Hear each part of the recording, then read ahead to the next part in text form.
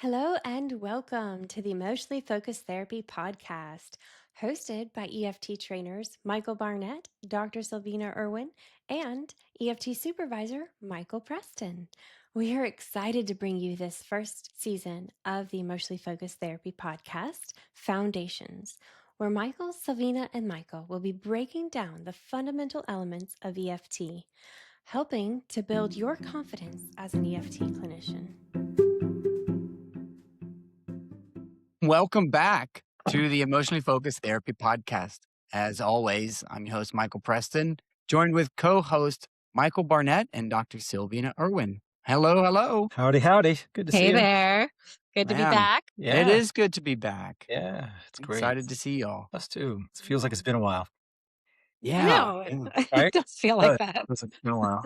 Yeah. Nice to We be back here with y'all. we had a little family time off over the last week and got to Yeah. spend some really, really cherishable time with our Mm. kids, just away and kind of stepping away from work a little bit. And it was just good. We got to just hang with the kids and laugh and do all kinds of things and get really exhausted but eat more ice cream than normal and all that good stuff. It That's was great. awesome. I'm so glad you had that time. It is so important to do that. Yeah. Yeah. Well, I'm realizing I'm going to be a parent of a teenager this year. Woo. I know. It feels like this is like a next big wave of Oh, like transition. It So is our a big- oldest will be 13. Woo. wow. Wow. Wow. Yes. Yeah. Buckle your I don't even know what to do with it. seatbelt. It's think falling we're this forward. fast, like you blink your eyes and boom, you've got a 13-year-old. Where did that come from, right? It's wild. Yeah, yeah. It So really is. enjoy that family time while they still want to be with you. Yeah. Yeah. Yeah. That's the Yes. thing. That's the trick. It is a bit of a blink of an eye. And I think one of the things that I've really appreciated though is I don't like just look back and go, oh, I just missed the baby phase or I missed these little teeny tiny phase. I've really enjoyed each phase as they've come along. Yeah. Each phase has Yeah. just brought kind of a Yeah. newness, something different. One of the things I know, like with my son, is like there's a budding relationship and a bond around like things that we like to do together and seeing more of his personality while he's a cuddly kid, which is sweet. But That's- he's not his kid self anymore, a Yeah. proper young man now. And so he relates differently to me. And so I'm really enjoying these shifts, not just looking back and missing, but really seeing what's happening and unfolding in front of me. And I think that's a really sweet and I don't know, for me, it's a really great way to be present in parenting. So I'm really enjoying it. That's great. That's great. I could certainly share that with you. I feel the same way. Yeah. Yeah. So we've got 2 adult kids, 20 and 24, and the quality of conversation that we have is mind-blowing. I mean, about the world and life and what's happening right now and relationships. It's really cool. I agree. Every developmental phase is just really sweet and really interesting. Mhm. And for know. each kid, so different. Our Mhm. our 16-year-old is a very different 16-year-old than our other kids who are at that age. Yes, it is. Very different. So it's My interesting. my daughter's about to turn 10 and she put on a sweatshirt of mine, like a hoodie I have. And she came and sat down with me yesterday and I was sitting outside, having so a moment in the fresh air, getting out of my Zoom office. And she went and got some sunglasses on. She sat down next to me and she goes, I'm little daddy. I'm little daddy. That's Crack great. Oh, me up. that's so cute. I just died. Those Oh, precious moments. But they are. But we're not here to talk about my family and we're here to talk about EFT. So let's jump in That's here. it, though. We are talking attachments. Yeah. yes. Absolutely. So today we're talking about we've gone through stage 2 and now earlier in the season, but now we're starting to break this down similar to what we've done with the Tango in stage 1. We're going to start breaking this down on the Tango in stage 2. And so today we're going to try and cover a bit of what Might have frozen. It's a little bit of a challenge when the host. So Barnett, tell me about Oh, you're Oh, back.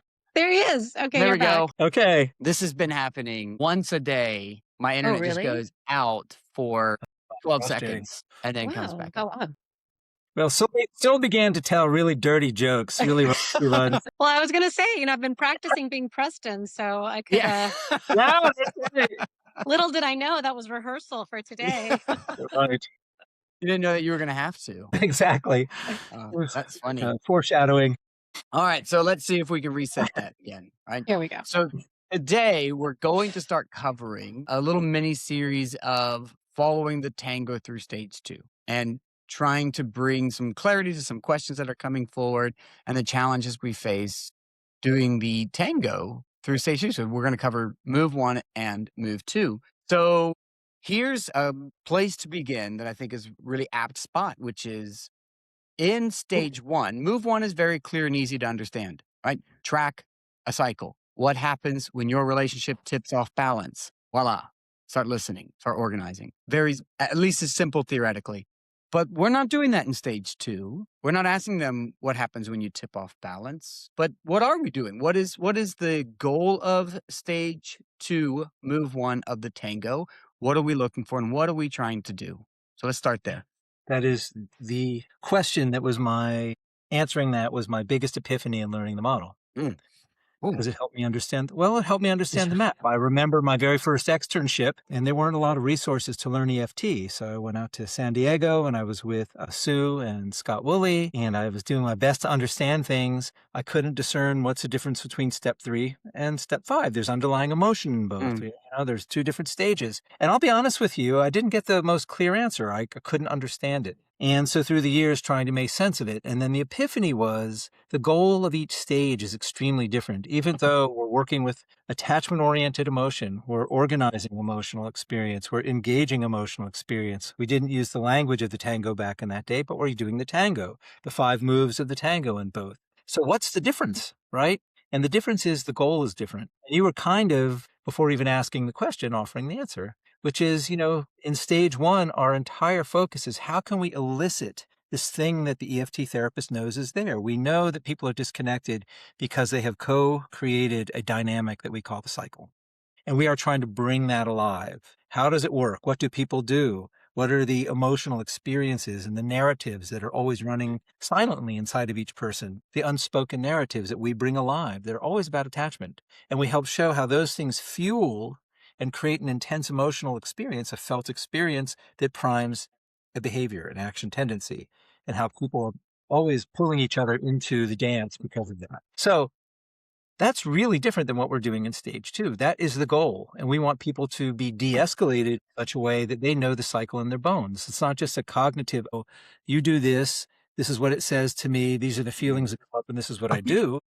But we want the felt sense of that. That's why we take people deeply into their emotional experience in stage 1. So when we see a couple or a family that has demonstrated in consecutive sessions, hey, we're in good shape, and it wasn't for lack of getting tested. We actually got really tripped up. The cycle came up and somebody called it. Hey, we're doing that thing we do in Sylvina's office. And can we pause, right?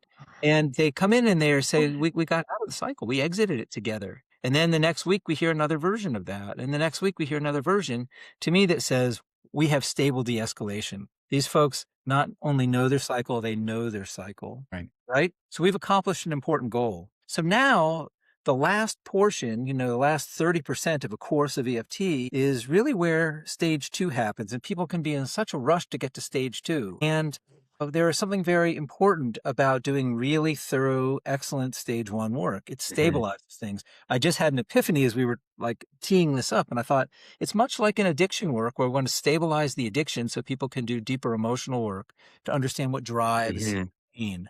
And the pain tends to be about working models. Yeah. Right? Yeah. In EFT, we have stabilized the cycle. We don't have to worry about it hijacking people. There could be trauma, which are going to be backslides, or unprocessed attachment injuries, which will color things differently. But all that being said, people are pretty stable going into stage 2. So what are we doing in stage 2? And my background was exclusively in-depth psychotherapy, my entire training, and it really offered me a very important lens. And that is, we set the stage to do something that, in my opinion, no other marriage and couples therapy, or sometimes even family therapy does. And we Find ways to elicit people's partners, their significant others, or their family members as being the antidote to the really intense pain of working models that people come along with from oftentimes families of origin or oppressive systems or both. And it alters in a very painful way the way people hold themselves. Do I have value? Do I have worth? Am I lovable? Right? Those are working models of self.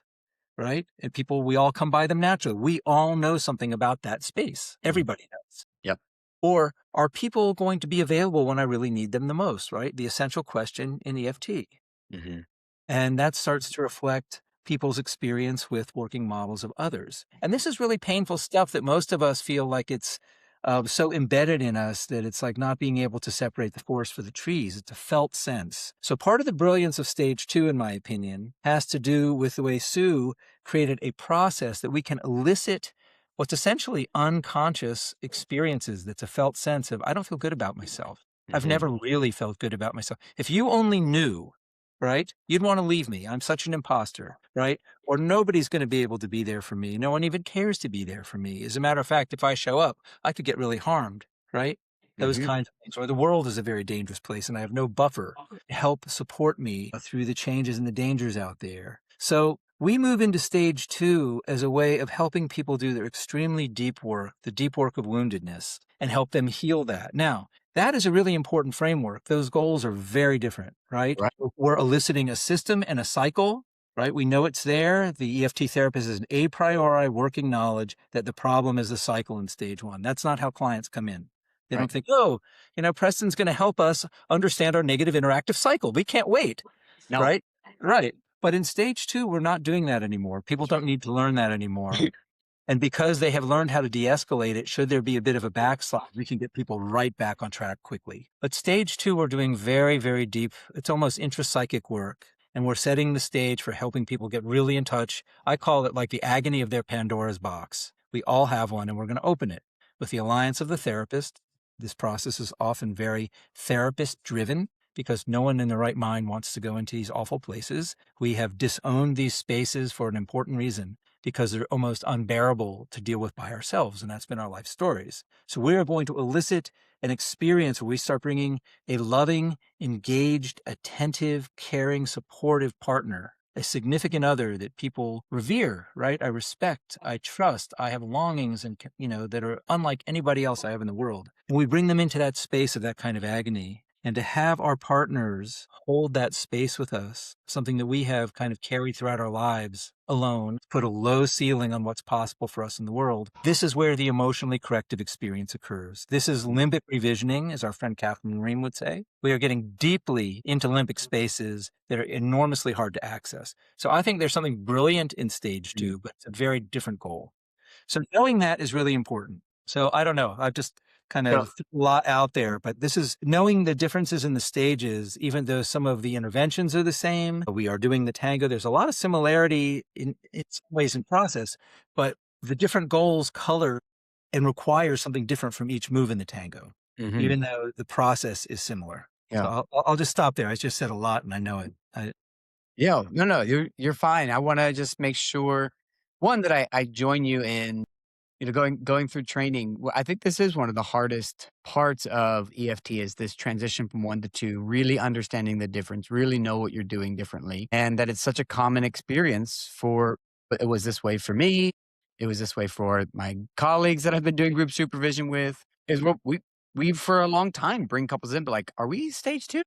Or did I do stage 2?" It's like, "What, did I accidentally fumble into stage 2 somehow?" And it's like, "Nope, this is still stage 1."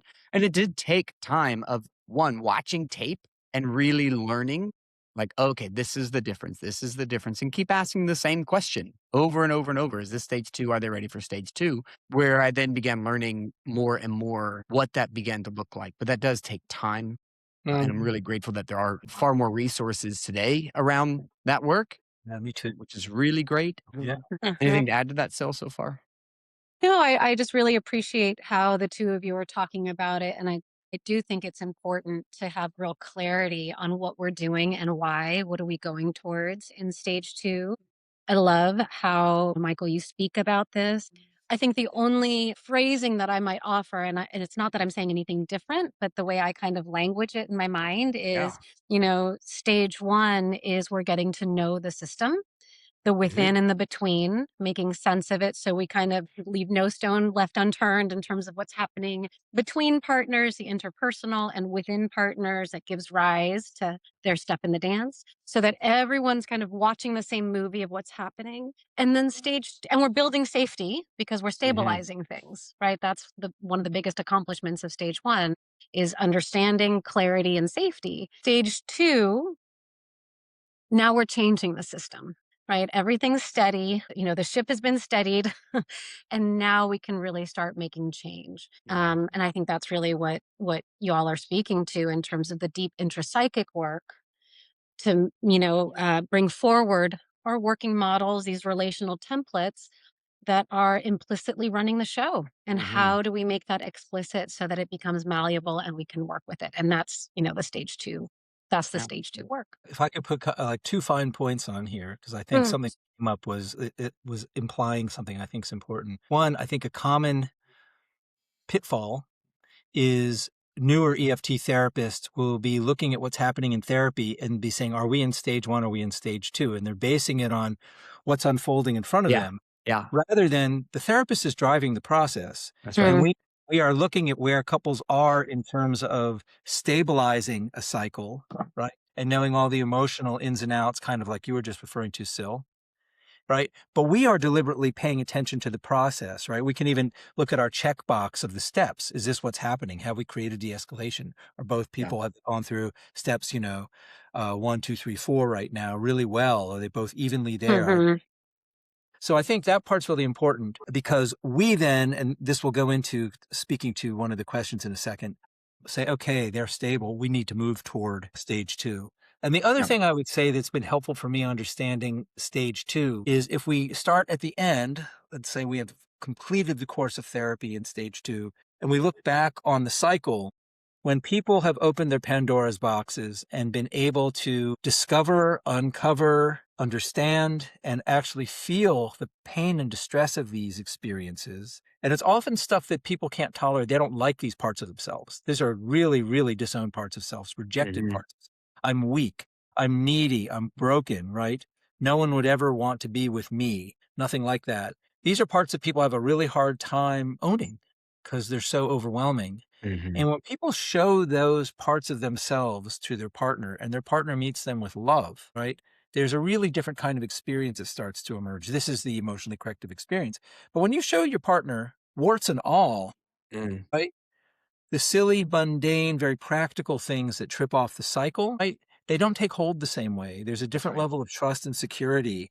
And so really good stage 2 work and completing our key change events actually inoculates people further from the cycle. So it's a, Yeah. really powerful, comprehensive part of the whole course of EFT therapy. Yeah. I think I remember Sue talking about this one time, and she said something like, what happens after stage 2, it's not these completely different people necessarily, that they still do some of the things that like would have normally set off the cycle. But she goes, what used to cut me deeply now barely scratches the surface. Mm.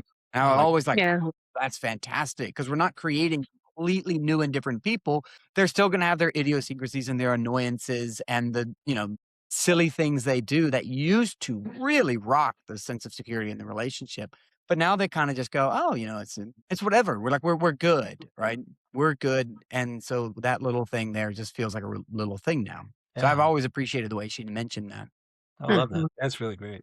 So I want to move the conversation a little bit forward here. It's always helpful for me to have something I can do. So a phrase that I use in stage 1 is what happens when your relationship tips off balance. Don't ask me where I learned that phrase because they'd never tell you. I've heard of that one before. I've heard it's almost Yeah, I've just heard it from somewhere along the way. But it's a yeah. nice way for me to know it's a way that I can start and focus my session because what I'm trying to do is understand what happens. Can I ask you all, when you make this transition into stage 2 and the work is going to be different and your focus is going to be different, how do you start your sessions? There's lots of ways to do this. I know a lot of EFTers who are very, very explicit. They're like, now we are starting stage 2, and they go through it and they really talk their clients through it, kind of almost like kind of like informed consent. Like, hey, we're shifting something here, and they want their clients to be aware that there'll be a shift in their work. But what does it look like when you all start move 1 in stage 2 as opposed to move 1 in stage 1? I think that's a great question. I would say that most of the time I don't make it so explicit, like we're transitioning into another stage. At the same time, sometimes I do offer that. Some clients really do want the manual, like, Yeah. where are we in the process and, Yeah. what's next? And absolutely, I will talk about that. And also I will share one other moment where I do make it a little more explicit. And that's when couples are stabilized and they want to stop treatment because they've Yeah. completed stage 1. Yeah. And, I know Good there's point. more work to be done, and so I might offer a little, a handhold or two of what's next of, hey, this has been really hard won, kudos for the ground that you've covered and arriving at this place. And there's a bit more. And I might offer some, again, just a little preview of, I'm noticing the two of you can really step out of your cycle. That's amazing. I'm curious in these moments, how do you turn to each other for help in those moments? Are you helping each other or are you kind of just stopping things? And almost all the time you get a response saying, no, we just stop. We know to just kind of go. We don't want to make it worse. We'll take a deep breath. We'll kind of talk our way through it and then we can move on. That's usually the kind of response that we get. And that's a good segue then into going into move 1 of stage 2. Saying, I wonder if we can actually go back into these places because I Mhm. know when that cycle grabs you, I know that place is a place of great sadness. Can we just make a little bit more room to go back into that today? And now you're in move 1 of stage 2. Some version of that. I love that. She also isn't sharing that she has this button on one of the arms of her chair, and people say, "I think we're done here." And no, you're not. Oh, we're It's just like getting it's started. like belt straps suddenly come around the That's armrest right. of the chair. Sit You're right not back going down. anywhere. That's right. Yeah, this has just been training for. Yeah. I appreciate you saying that because it is such a typical place that people, the quality of the relationship's enormously different by the time they complete stage 1, right? Mhm. They'll think, hey, we're not in conflict anymore. We're done. But we Mhm. know that if we really want to bring people through a full course of EFT where we can, again, inoculate the cycle further by doing the deeper work and they are doing it with each other, right? And that there's more work to be done. I appreciate you saying that. Mhm. It wasn't even crossing my mind. Yeah, I think but for me, one of the phrases that stands out in my mind that going through core skills when you started teaching about stage 2 shift was people would start coming in and talking about these really great moments in their relationship and how things were going well or how they grabbed hold of this cycle and they were able to back out of it and really following people into that and processing and naming this with them, even highlighting, the strengths that they've gained in therapy. Mhm. And then the phrase, but I know it hasn't always been this way. I remember it hitting me, and I remember even in core skills bringing it up, being like, "Wait a minute, you want me to just go rip that thing open again?" And you're like, Yeah. "Yes, we do." But it is a lovely way to follow something very positive, name the strengths that you're seeing coming up in this Uh-huh. relationship. Like, wow, I'm hearing you guys are hitting these rocky moments, and in this place, you're finding this pivot place that you didn't have before. That's really amazing, and hitting them with strength after strength. And when that's stabilized, to be able to say, I also know it hasn't always been this way, and things have been really difficult in the past. And one of the things that I will do when I'm beginning stage 2, move 1, is I'll try to begin by going back to an imagery they gave me about what it was like for them in the cycle. And so like I remember one withdrawal re-engagement, he always described it as a spiral. I just start spiraling. And so that's where I would name like, this is amazing. Look what you guys are doing. You're really grabbing hold of this thing. And I know it hasn't always been this way, I'm wondering if Mhm. you can come back to that place where you have named so many times where I start to spiral, and what was really difficult for you in those moments was finding a way out of that spiral. So I start organizing what's happening, and it's not, what's happening between you, but really diving into the place where they would kick off into the cycle, but using imagery that was meaningful to them throughout the stage one. Let me ask just how that's just kind of what I do. What are your thoughts? Love it. No, I Good. love it. I mean, you're entering right into the That's limbic right.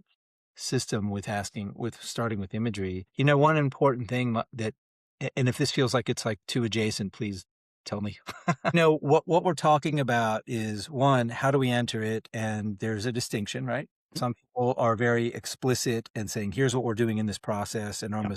it's almost like a piece of psychoed. What I'm hearing both of you, and I would say I resonate with this too, is we trust the experiential process that requires the EFT therapist to know, okay, now we have stabilization. We're moving into stage 2. I need to find my way to the withdrawer, right? So there's this a priori. If you look at the diagram of the tango, it can be very general, like, we say present process. Mhm. But what we're really trying to do is move. We know we're in a different phase, and we organically move, like you're talking about, Michael, with a couple different ways of doing this, or you silly said some version of something similar.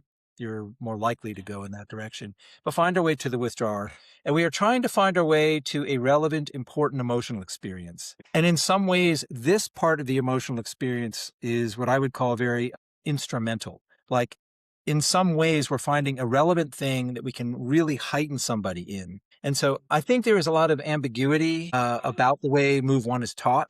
Fine. My way of understanding it is, if I used move 2 as a way of referencing move 1 and making sense of it, by the time we get to move 2, and what we are really organizing is helping people find the words, language for this thing that has been a felt sense. That's what we mean by making Yeah. something from unconscious to conscious, implicit to explicit, right? Felt right. sense to now we can articulate it. It's known. There is a lot going into that, and we start to really open up a profound emotional experience around attachment fears. That's where we're Mhm. moving to, because it's through attachment fears that we begin eliciting our working model. So if we go backwards, we are using emotion in Tango Move 1, Mhm. but it is to set the stage to heighten, to move toward. I just think this is so brilliant. I think, like, the crux of any kind of, I'll call it depth psychotherapy, is how can we help people access the deepest parts of them that are really hurt and wounded, that limit their lives. It's Mhm. very hard work, no matter what model of therapy you're doing. And in our model, we get there through the imaginative reach. So we have to have emotional material and have somebody very heightened to move to that emotional space and that imaginative reach. And it's really almost, once we open the door to the imaginative reach and what comes up, we've established attachment fears in the room. We'll talk about that in a sec. But then we start eliciting the working models. And there's where, in this space that I'm naming right now, is where move 2 happens. So in move 1, we know we need to find our way to the withdrawer. If it's a withdraw pursue cycle, you were naming ways of creating an emotional experience, especially from the place where people are saying, we're doing well. What do you do? Yeah. And Yeah. It's what do hard. you It's mean? hard. Sail the ship back into the storm again? People don't want to do this. Which is really fertile ground for self with a therapist, because Yeah. we have to be able to tolerate very raw emotion, because we're going in there. So this is where we always give kind of that little stump about do your own work. Mhm. As the more of your own really heavy, heavy spaces that you will walk through, the more likely you can walk in those depths with your clients. Mhm. We are heightening somebody, engaging them in an emotional experience, a very relevant one. And what you're implying here is, it's therapist driven. The clients aren't just saying, here's this emotional thing. Sometimes they do. But if we have to drive that process, we want to find something, like you said, to walk them into. And you had a lovely example of that. And now we need to heighten that like crazy, because we're hoping when we do the imaginative reach, they say we can't go there. It's Right. So move 1 it's complicated. It seems to me like in stage 2, move 1, there's so much happening. Mhm. In stage 1, move 1, we're just getting the scaffolding. You said, like, the chapter headings, right, of how they organize emotional experience in the conflict, right? It's very stratified, it's very systematic. But stage 2, we are moving people deliberately into a place where we can begin heightening them to a place we're hoping that they actually cannot reach. Yeah. And we'll talk about that in a second. So it's a strange thing, but that's Yeah. how I am. Move 1. Yeah. Right. So Right. to move into that would be very experiential. I know where I'm going. I'm going to start working with the withdrawer. Our work feels familiar, so people tend to go there, right? If we have a good alliance, and then we really, really start engaging them emotionally. Yeah. And if I may add, and I think this is a really important piece of the conversation, going into stage 2, one of the key questions that we're asking ourselves as therapists and ultimately asking the clients is, okay, so in these moments when they're in the throes of their attachment distress, that all the stuff that we've tracked over in stage 1, when they're in the throes of that pain, that loneliness, that fear, what gets in the way of turning and reaching to their partner for contact, care, and comfort when they need it the most? Right. So Uh-huh. that's sort of the question that we are holding in Mhm. mind as we move into stage 2 processes. And so, I think, Michael, what you're speaking to is we're creating these in vivo moments where we bring people into the distress that we've already gotten to know a little bit about in Mhm. stage 1. We've gotten to know it. It's not new ground. We're taking them back into that territory, but this time sort of with the question in mind of what's getting in the way? What's the Yeah. block? And that's the work of the working models. That's where attachment fears come up online. And we're creating these opportunities to bring that forward. And that's where EFT really is brilliant because it's so experiential. We're not talking about it, we're feeling it. Yeah. Yeah, I like that. I like, kind of in stage 1, we're using emotion and behavior to organize this thing that's happening between them. Hmm. But as we move into stage 2, especially like in move 1, Mike, I think you were saying it's like we're looking for the emotionally salient thing that happens, right? Right. And oftentimes we can still use the cycle as a lens of an emotionally salient moment between them that would begin to dredge this up, but we're not using it in terms of tracking it. We're using it in terms of finding that moment with them and these really big things that would start to kick up for them. And instead of tracking what they would do with that, you all are saying, we're going to stay with the emotional narrative that starts to run and follow it to the very end of the line and Exactly. then begin to see what in those moments, what would, and that's kind of the piece that we're holding in the back as we're moving into move 1. But where does this go to the point that you can no longer reach? You never could reach. You would never reach. Right. So again, it's kind of like moving away from that jump up to, oh, that's when you do that, to let's walk in your shoes and then let's keep walking. Let's follow those. When I was in grad school, we would do these tea groups. Tea groups mean nothing to anybody on this thing. It's what we call them. But it was Yeah. just us and another classmate.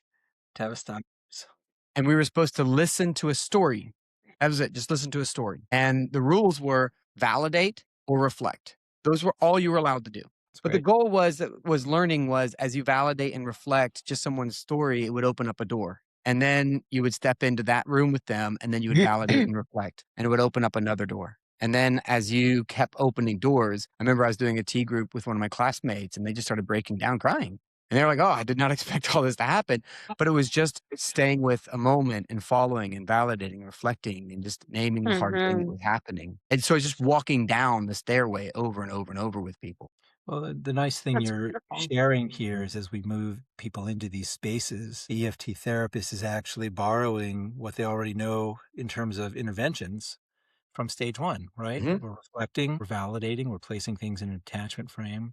And I think a way to link some of what you both are saying, we've brought up the phrase attachment fears a couple times. And the purpose in move 1 of really heightening somebody in a relevant emotional experience is to get attachment fears in vivo in the room, Hmm. right? Which essentially looks like I can't reach. And Yeah. if you think about it, each partner has done dozens and dozens of enactments usually by the time we get to stage 2. And we're setting up this very unique moment. Now we've heightened somebody and they say, we hope they say, we can't go there. Hmm. So that tells us attachment fears are up and running. It also clues us into clearly this person has reached to their partner, or we wouldn't be in stage 2 at all. But here we are. They know how to do that. We've seen them do it. We've facilitated it. They do it at home sometimes. Here they can't do it. It tells us they're running into their working models. And I know that's such a strange phrase and it feels very academic, but if I say that differently, people are starting to bump into their deepest disowned sense of pain and woundedness. And Hmm. in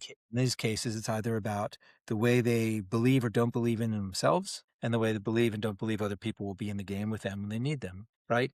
And that's what we really want to get to. So when we talk about limbic revisioning, we're revisioning those experience of self and other that most of us have carried around for an entire lifetime. And now we have the opportunity to have the person they live their lives with and have given their hearts to be in the game with them in a healing capacity, right? So when we think about EFT and the stability long-term across a lifetime, we create, it's in no small part that partners doing this work together with each other, right? And again, the cycle, I loved the thing he said, it doesn't really cut deep anymore. Yeah. Right? It doesn't cut deep. So really understanding how we're using emotion, what move one is for. We want to find an emotional thing. Sometimes people do start initiating something like, I remember a woman who was actually in the addiction study. She had really gotten her life together, and she started a business. She started a bakery. Her pain that she brought into session as they were in stage 2 was that her partner never really said anything kind or affirmative or proud of you, anything. And so she brought that in, and it really didn't have as much to do with what she was working on in stage 1, but having people that didn't believe in her and didn't see the best in her opened up her history, right? And so in stage 2, this is the place we start knocking on the door a bit of people's family of origins. Not to do an archaeological deep dive like a lot of us were trained in, but we can use headlines for heightening. But this is where the present meets the past, right? So kind of understanding where we are and why and how we're using emotion is so important. And knowing about stage 2 and then the first 2 tango moves. Yeah.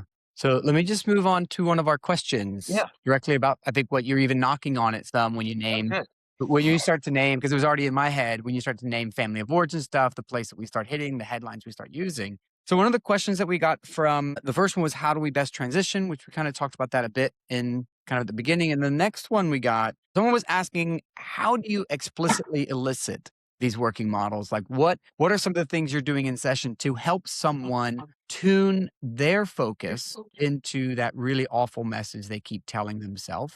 That is oftentimes, I think with withdrawers is pretty far from their conscious awareness. And then we're starting to bring it into their conscious awareness and taking something that they don't often say out loud. And we're trying to help them say it in the room, right? To name the thing. What are some ways that you all work with people to help them find that when they don't know what it is, and then to begin to name it with their partner? Or name it in the room and move too. No, one of the things, and we have been kind of talking about this in its periphery, is the doorway into our working models is by being able to elicit those attachment fears, which are born from working models, right?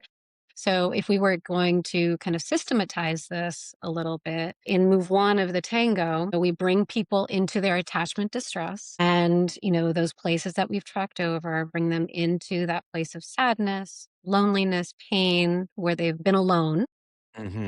And we can ask them, when that's sufficiently heightened, we can land this question. Can you imagine that when you're in the throes of that loneliness, and that loneliness is about not being able to find your partner or feeling unimportant to your partner? Could you imagine turning to them and saying, I'm feeling so lonely. Could you imagine bringing that to them? Could you imagine bringing those tears to your partner? We expect them to say, no, I can't imagine doing that, because if they have been able to do that, they probably wouldn't be in our offices, right? Yeah, That's they would kind have. of our thinking, right? They would be getting contact and comfort. So we run into their block. No, I can't. I can't imagine doing that, Sylvina. No, that's crazy. What? So now we've got their block, and I can hear, I can hear the dog. Miss Piggy in studio once again. Yes, that's right. That's her attachment fears are coming up. We Right love now. Miss Piggy here. Yeah.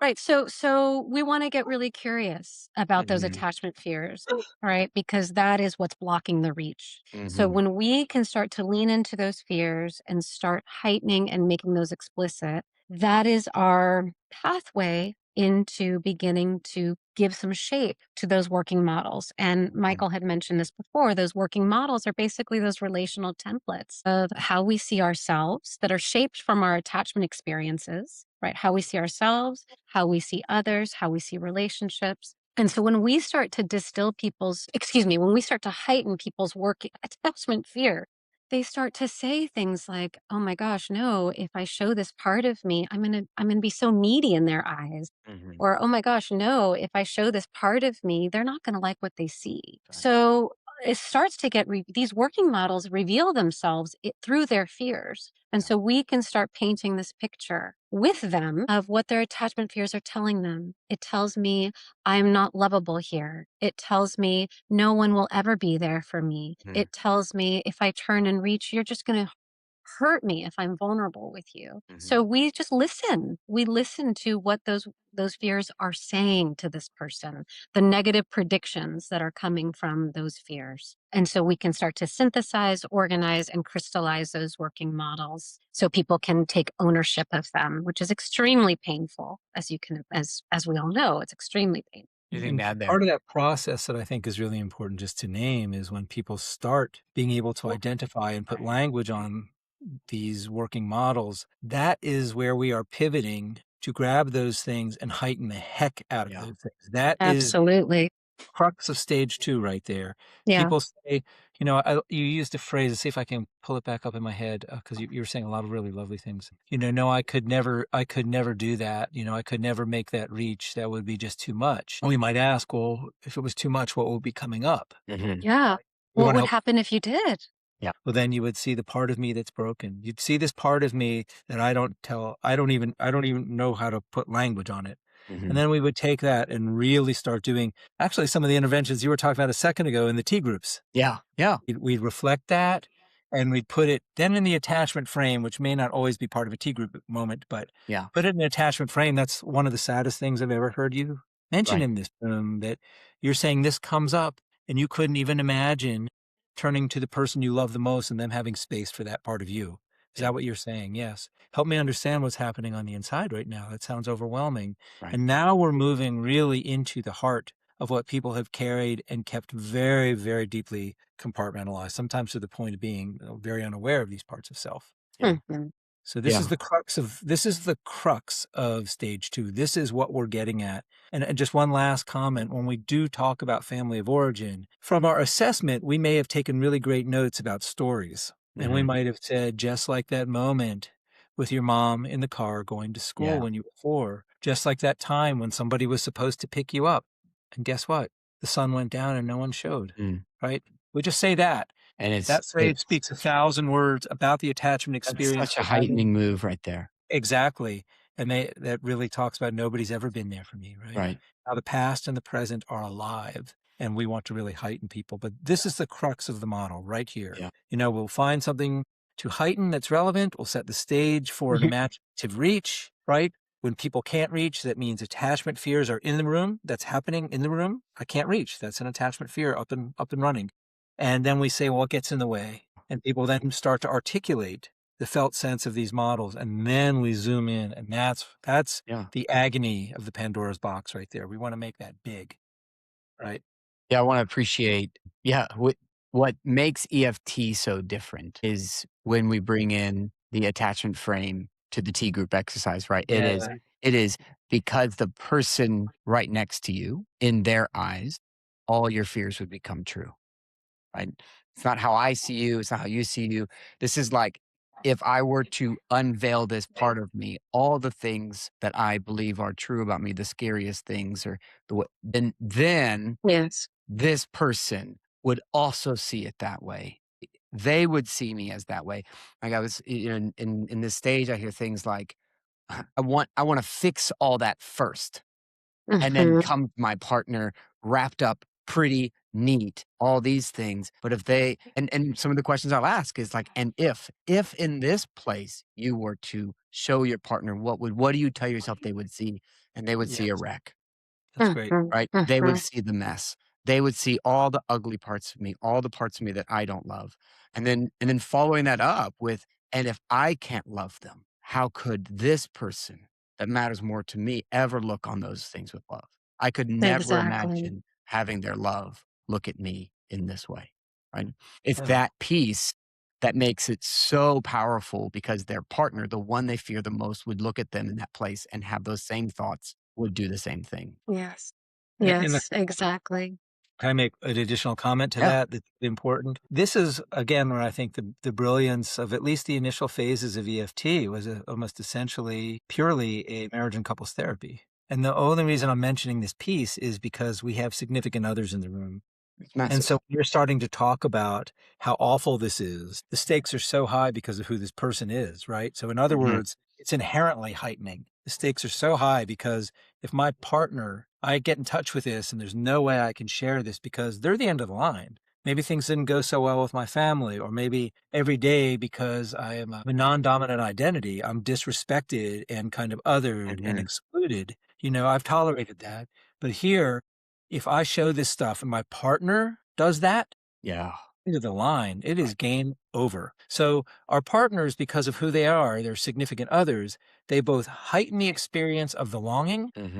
They also heighten the experience of the fear and the catastrophic consequences that could reinforce all those things I believe about myself and other people in this world, right? Yep. It is so profound to have the significant other or family members in the room with people, Anyway, I think that's a brilliant piece of this model to do really deep work. Finding, just as we're having this conversation, the need to kind of zoom out for a second, because this process, I think, can be so overwhelming for therapists, scary. We're bringing people and heightening so deeply. And this is where we just trust, like truly trust the model to say, okay, we also trust that the partner is going to be the antidote to That's that right. distress, to Yeah. get some help with that. And I know that that's down the line in the process. Right now we're just about eliciting and heightening Oh, and it's a good working point. models.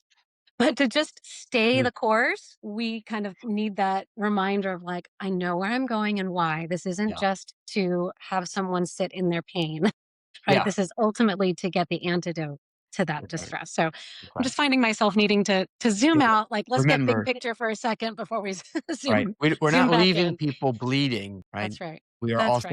also one of the things I'll say to couples in a consult is I said for couples, I will make it very explicit in a consult, the course of therapy. One of the things that I name that is very different for them, and I say what happens for couples that stay for the course of therapy is you get to walk out with the healing balm with you, Exactly. right? We're not just exposing pain That's and right. helping people bleed. We are exposing the pain and bringing the partner forward in this same session as a salve for the pain, right? Exactly. And that's a beautiful thing. It's That's right. profoundly beautiful. We'll talk more about that in our next episode. Yeah. But Yeah. I think one of the things I want to do is kind of wrap us up here is kind of take a little bit of a step back into step 1 and 2, kind of as I'm organizing it, maybe and if there's a better way to say this, you all please feel free. But it's like move 1, we're moving into something we already know. We're not recreating the wheel for them, but we're using what we've learned all throughout stage 1 to get into the story of an emotionally salient thing that happens in their relationship that opens up a doorway towards their working model. And it's like we've been entering this hallway the whole time, and there's been 2 doors.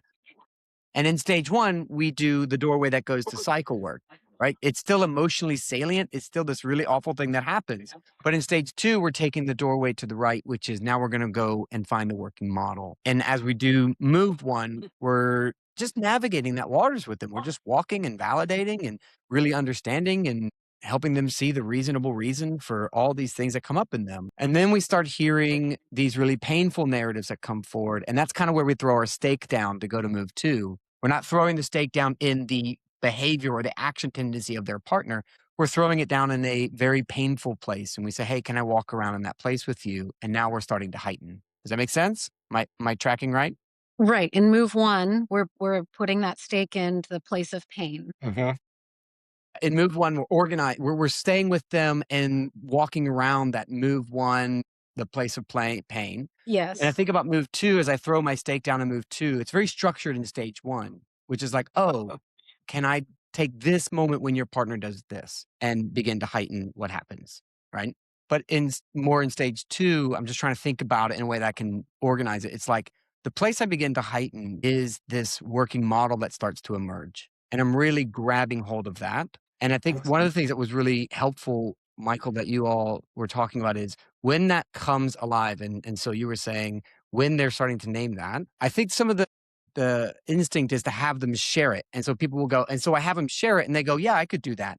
But it's come forward, but it hasn't been sufficiently heightened. And so you all were saying when they name it, we go into it and keep heightening it with them before we will go into move into sharing. Does that make sense? So the thing that we're heightening in move 2 is when we start to elicit that real deep pain, bring the working model. And that's the thing that we're really wanting to bring onto the stage and put in the spotlight. That's what we're heightening. If I were to simplify, what I'd say is Please. in move one, we are heightening emotion in service of teeing up the imaginative reach, right?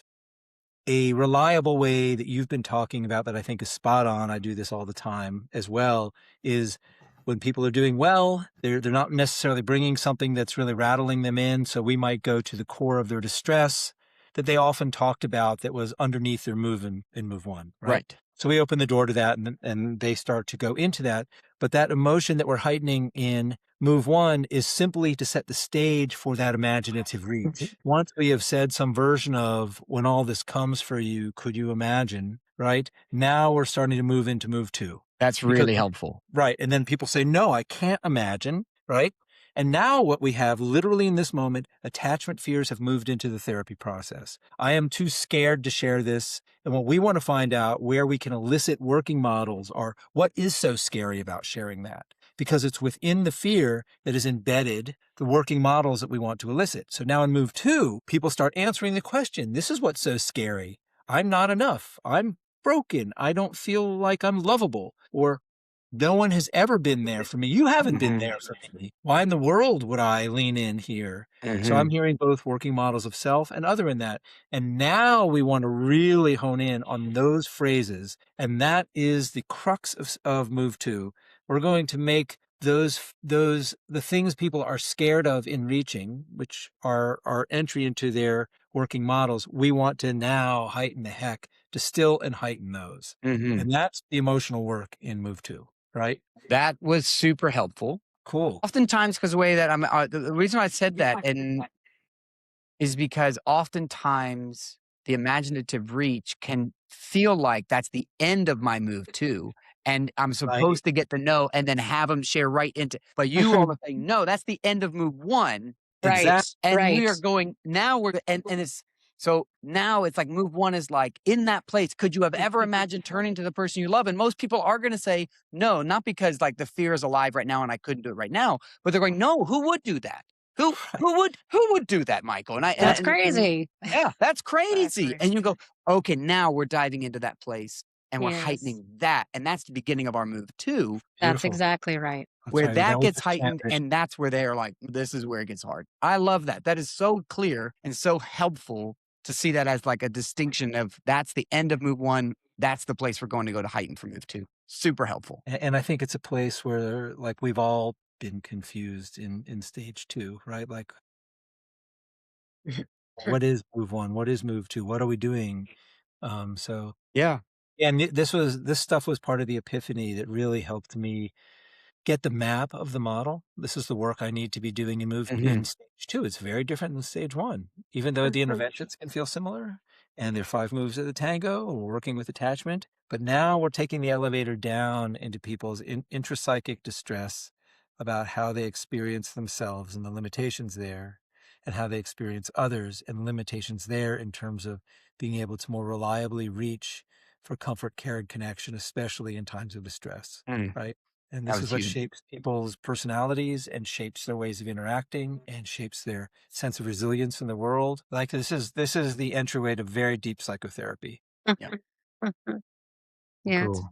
it's so powerful. Yeah, it's so powerful. Like this is like I'm always blown away that Dr. Sue Johnson figured this thing out. You know, it's a pretty incredible process. So people end up definitely improving their relationships. They end up doing their very deepest individual intrapsychic work together. And so many of the folks we work with are parents.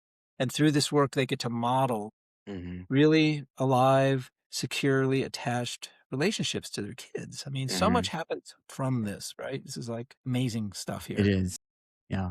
Okay. Well, I'm going to have to do some editing on this one. Every time. Syl and I were talking before you got on here, and Syl said the magic words. This is going to be a shorter episode. Yeah, right. Just training. A quick question for you. Quick question. And you're like, yeah, I've heard that before. This is not going to be a quick question. Right? It's going to be a supervision question. It's very nuanced. We don't have to spend a lot of time on this, but yeah, exactly. Well, look, it's always a pleasure to sit and chat with you all. This was really helpful to really get some succinct, concrete pieces around move 1 and 2. So thank you all both for your time and your knowledge and your wisdom. And you too. Thank you. This was a really lively discussion between the three of us, and that's the magic of this. Yeah. Yes. I always enjoy the conversations. I'm so glad, and I'm so glad someone said to me today, is Syl going to be a regular on the show now? Because they're kind of catching up with our seasons. And I was like, yes, we won't meet now. She's not available. And it makes me so happy that you're just regularly with us now. Thank you. I'm so glad to be a part of it now. Yeah, us too. I mean, this was the design. Yeah. This is what we had hoped for to begin with. Yes, I'm here. Well, you're here. Well, thank you. And thank you, as always, Michael Preston, for your facilitation and all the work you're putting into this. So thank you so much. It's always great. It's a joy. Until next time, y'all. Right. Until next time. Bye, y'all. Bye. Thank you for tuning in to this episode of the Emotionally Focused Therapy Podcast. We hope this podcast is an encouragement to your EFT journey, bringing clarity and understanding of EFT to your work. Don't forget to subscribe on Spotify, YouTube, and Apple Podcasts to stay up to date with each new episode. To learn more about training or supervision opportunities with Michael Barnett, go to michaelbarnettlpc.com. With Dr. Sylvina Irwin, go to drsylvinairwin.com. And with Michael Preston, go to michaelprestonlpc.com. Tune in again next time to hear more of this great conversation.